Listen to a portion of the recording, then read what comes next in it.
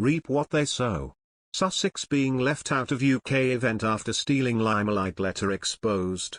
Meghan Markle and Prince Harry are feeling left out after other senior royals travelled to Glasgow for 26 Colombian pesos, a commentator has suggested.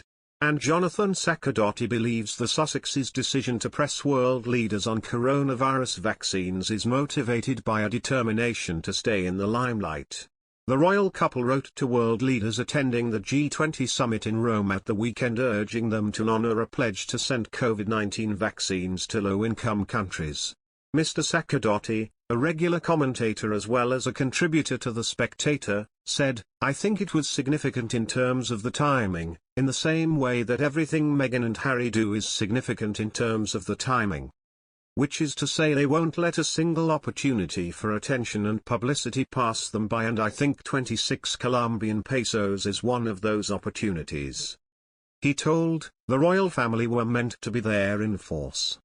Of course the Queen unfortunately had to cancel her appearance and speech at the opening, but the fact that the royal family dedicated so much effort to the conference shows how important it was not just to them but to the country.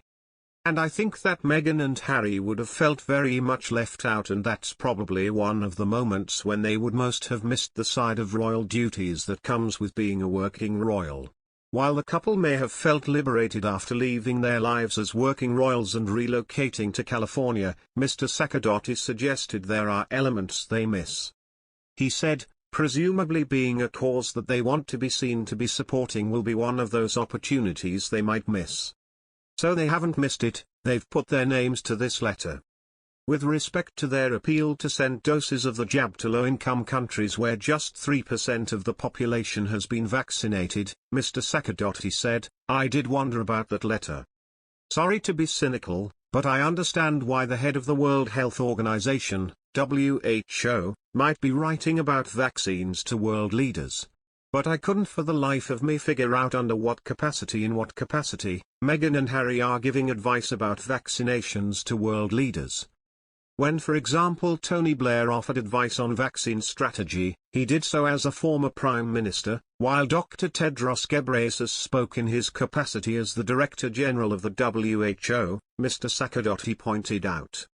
He added, with Meghan and Harry, we're talking about somebody that used to open boxes on Deal or No Deal and to appear in a legal soap opera, and somebody who was born into the British royal family and achieved I don't think very stellar results in his science education as a schoolboy.